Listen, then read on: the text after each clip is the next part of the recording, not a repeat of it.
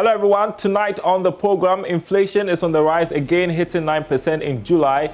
The statistical service says hikes in food prices are a major trigger.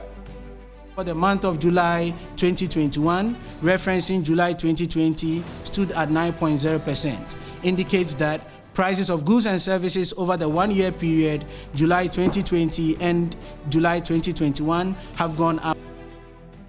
Meanwhile, the Upper West region has overtaken Greater Accra as a region with the highest inflation rate will be on the ground. Also coming up, moves to check cocoa smuggling. Cocoa Board begins data collection exercise in the Ashanti region to enhance traceability.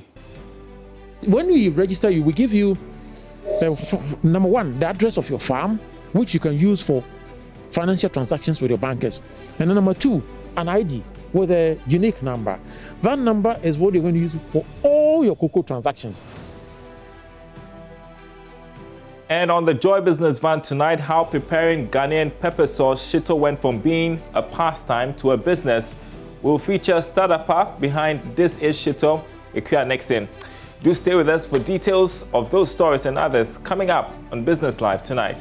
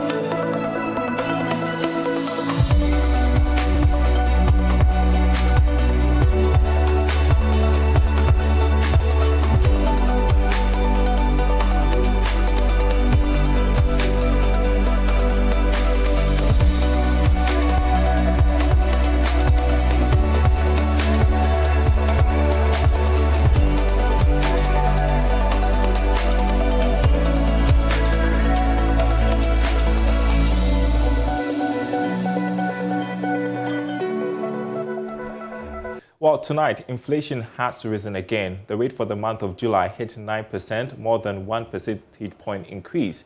Now, according to the Ghana Statistical Service, the increment was largely influenced by hikes in food commodities during the period. Now, announcing the new rate, Government Statistician Professor Samuel Kobnenim explained that transport and housing were also major contributory factors. More in this report. In a year, the Greater Accra region has been recording very high rate of inflation for both food and non-food inflation. However, it was overtaken by the Upper West region, which recorded the highest inflation rate of 13.5%, greater than the national average. Government statistician Professor Samuel Kobnenim has been explaining to journalists in a press conference. In Upper West region, we find food and non-alcoholic beverages having the highest percentage in terms of inflation for the month of July 2021 at 20.3%. Followed by alcoholic beverages, tobacco and narcotics 13.5%, keeping in mind that food and non-alcoholic beverages always have the highest weight relative to the other components. From the perspective of Northern region, strictly looking at food inflation, as it stood at 20.5% for the month of July 2021, we find cereal products and vegetables leading with the highest inflation rates, respectively 34.9% and 30.0%. And indeed, it is these two domains that have the highest weights, respectively 5.6 and 5.0. Highlights of July 2021, Consumer Price Index and inflation for the month of July 2021. Year-on-year inflation for the month of July 2021, referencing July 2020, stood at 9.0%, indicates that prices of goods and services over the one-year period, July 2020 and July 2021, have gone up by 9.0%. The rate for locally produced items also keep increasing at a faster rate than imported items in the last few months.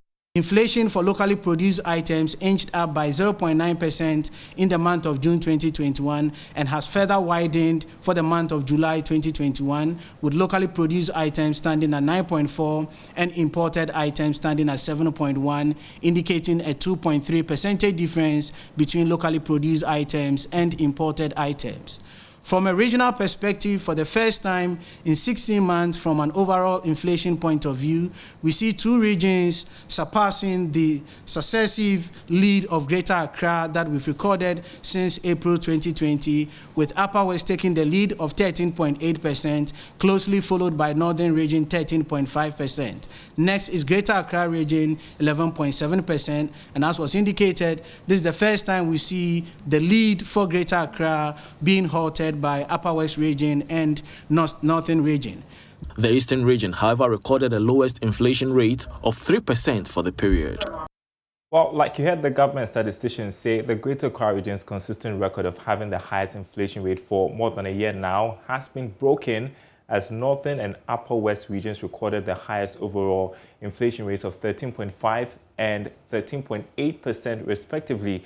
Let's head to the Upper West region to find out what the situation really is. I'm joined by correspondent Rafiq Salam. Good to have you tonight on our program, Rafiq. So the reason we're seeing this jump in inflation rate is primarily as a result of food price hikes. What is the situation like in the Upper West region? The Upper West region, they may have been excited about the news that the region is leading in inflation, but it's for the wrong reasons. And so they are not really enthused about it. When you go into the war market, prices of various commodities, talking about cereals and other non-alcoholic beverages have also risen. A bowl of rice, a bowl of maize used to sell about 8 cedis. Now it's being sold between 11 and then 13 cedis. And so when you look at the other commodities like rice and other cereals, they have also risen. And when you come to the non-alcoholic beverages, some used to sell around 2 cedis. As I speak to you now today, is now selling about 3 cedis, 4 cedis, respectively. These are items. And so the people are really feeling the brunt of the inflation that the government statistician spoke about. Yeah, there's no reason they should be excited about this. And I mean, what's baffling is because agric is the mainstay of the people over there. So what really is causing the food price hikes?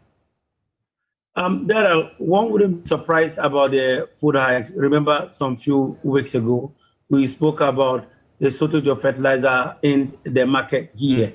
And so as I speak to you now, we don't have any subsidized fertilizer in the market. And these are people who are very poor. And most of them do subsistence farming. They are not into commercial farming. And so because of the shortage of this commodity, the fertilizer, many people may have the products, but they are still hoarding it. They wouldn't like to bring it. And other people also like to sell them to enable them buy fertilizer, because fertilizer at the start of the farming season used to sell around 102 in the open market. And as I speak to you now, fertilizer is being sold in the open market over 200 Ghana cedis. Does it look like the challenge with fertilizer shortage would be fixed anytime soon? From the look of things, I have done lots of checks at the warehouses, at the stores, and also at the market. You can see one single bag of government subsidized fertilizer at the market. They are not really there. The Minister for Agriculture, Food and Agriculture spoke about government paying some agents some money that they have owed them, and they expected the situation to at least be better for the people. But as I talk to you now, the farmers, they don't even know where they're going to get these subsidy fertilizer, or even at worst, the fertilizer that is the non-subsidy fertilizer is also not in the market.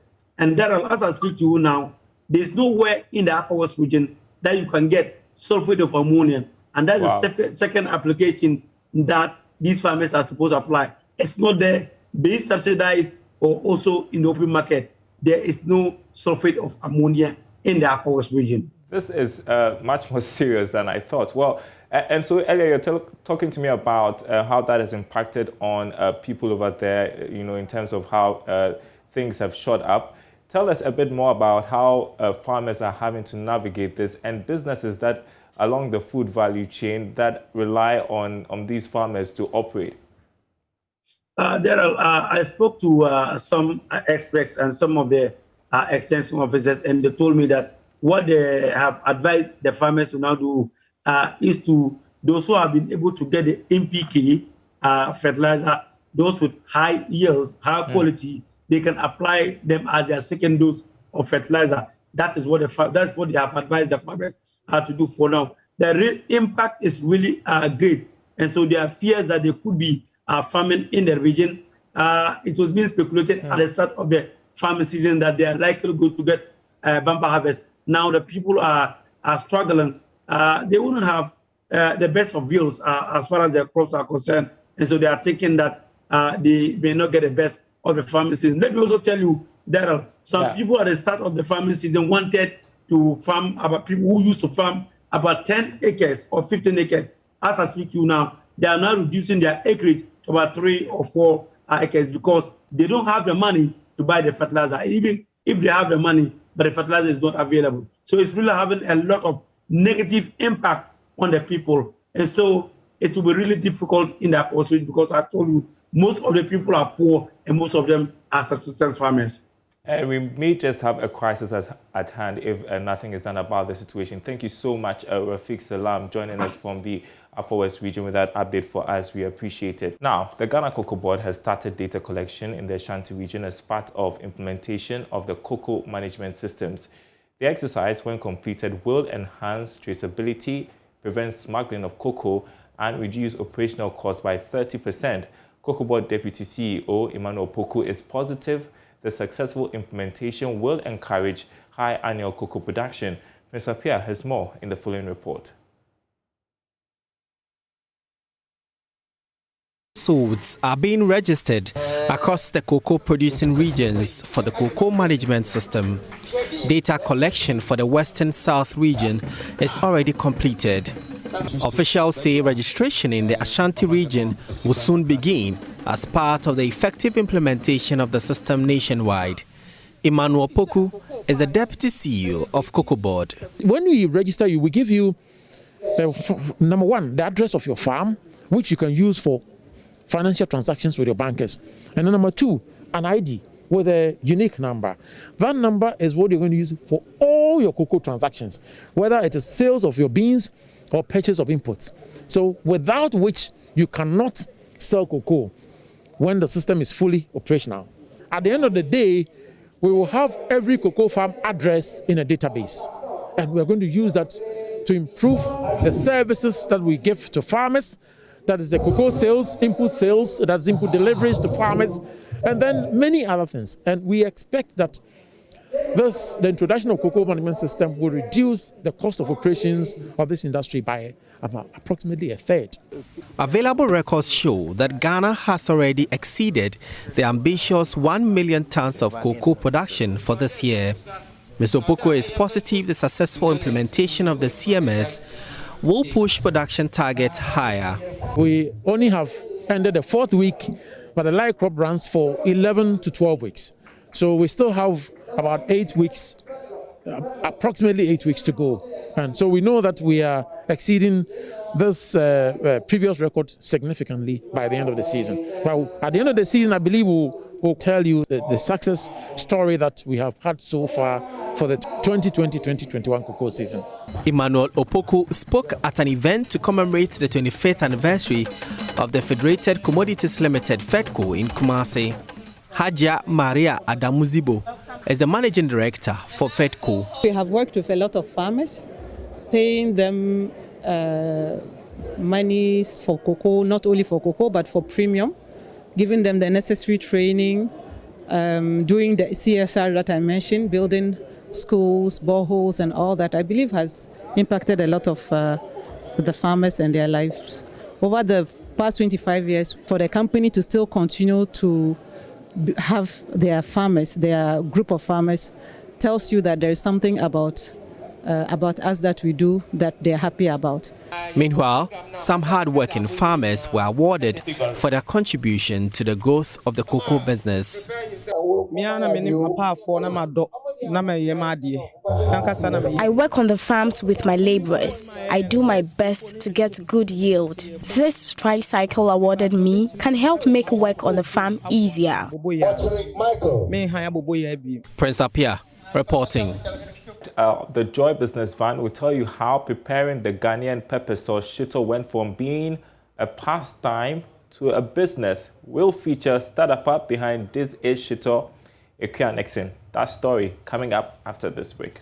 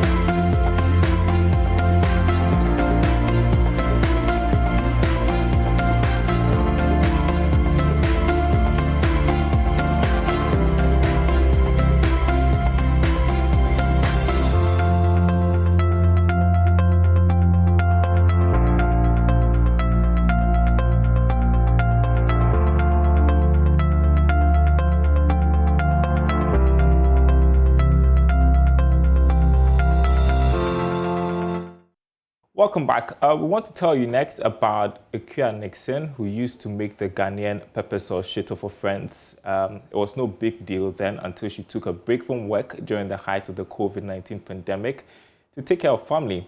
Then she was encouraged to commercialize it. Now, her startup, This is Shito, is really a big deal now.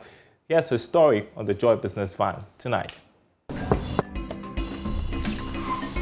Hello. Hi. Hello. You're welcome. Thank you. Good to see you. Good to see you too. You've got to sanitize. Yeah. Very important. Very important. This is Shito. Yes. All right. We're heading towards the kitchen. Yeah. All right. Up to you. Okay. All right. Okay. So. This way. Oh, yes. So that's your apron. Okay. And your hairnet. All right. And let me put on mine as well. Got to get used to. I have my blended onion and ginger and garlic over here. And I cook with time as well. So I time everything just to make sure that the taste and quality is the same all the time. You've got pepper, you've got your shrimp, you've got your fish powder. These are my spices, tomato puree, and then my cooking oil. That looks simple. Yes, very simple. At the height of the COVID-19 pandemic, when people were doing all they could to hold on to their jobs, Ekuya Nixon, an internal auditor, decided to take a break and stay at home to take care of family. Guess you're wondering, what has it got to do with the pepper sauce shito? Well, it was a pastime sort of. She used to make it for friends while she was working. So when I came home during the COVID era, I came home and friends wanted shito. And I said, well, now I'm not working, so you know, the ingredients are expensive, so I will not be able to make it as frequently as I used to. And then one of them suggested that, then why don't you sell it to us? I said, no, I feel too bad to do that. She said, no, just do it. Just do it.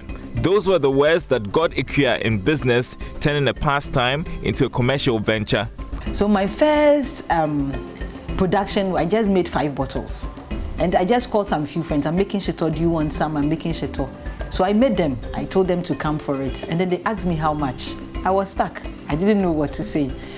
So they priced it for me. And then that is how it started. Word started going around on Ikea's social media platforms about what she was doing. Her client base started to increase based on recommendation, and then she decided she would brand it This Is Shito. Okay. Everything? Yes, please. And you see some of the flakes of the fish in there because I make mine chunky. That's what I love. Yes. So. Well, shito is pretty ordinary. Anybody can make them at home. So what makes This Is Shito unique? When you eat my shito, you just taste every ingredient that is in there. And everything that you eat in there can be mentioned. You identify the ingredients you are eating, the spice you are eating, and then if I can stretch it, even the kind of oil I used. So it's plain, there is nothing in there, there is nothing strange in there for you to eat or for you to come back and say that, well, you ate it and something like you had an allergy or anything. Unless probably the basic ingredients in shito, you are allergic to them. Well, not me, no allergies at all. I love it. I love it. What was supposed to be a break from work has actually become the beginning of much more hard work. Ikea shares her experience at the start. It was quite difficult because I was used to being at work and being ordered around. And in this case, you have to get up. And the motivation is that people are calling you for orders. So now you have to do it. And I don't like to promise people and then fail them. So if I say Tuesday, that means I have to. So, and one thing I noticed about being by yourself is that whether you like it or not, you have to work. It's not like today, I don't feel like doing it or anything, because your money is going away and your credibility is going away too. So you have to meet expectation. Hard work, consistency, key lessons for Ikea for her startup, which is barely a year old. She's already started jotting down future plans. I would love to go into authentic Ghanaian food. You know, the kind of smell and the taste that we miss. You know, these days food has changed. It's not like what we used to eat when we were young, the nostalgia. You know, when these days when you mention certain food, everybody comes back with, when I was young, it used to taste this way, and I want us to go back to that. So that is what I'm thinking of doing. So now everything is on paper and I'm trying to bring some friends on board as well. Forgot to add, Ikea is into spices too. Meantime, our shito is done and it is time to package.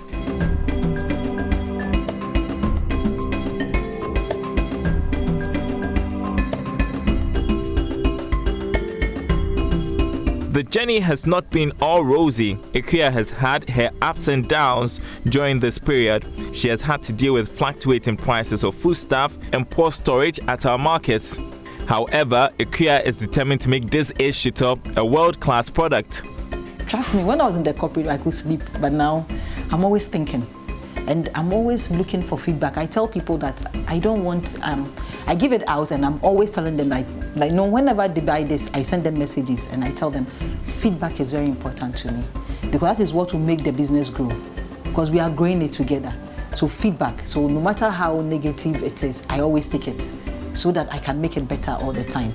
And I can see that I'm improving as the days go by. Ikea tells me she's motivated by family and friends. Well, this is Shito. And this is Business Live. Thanks for watching. Goodbye.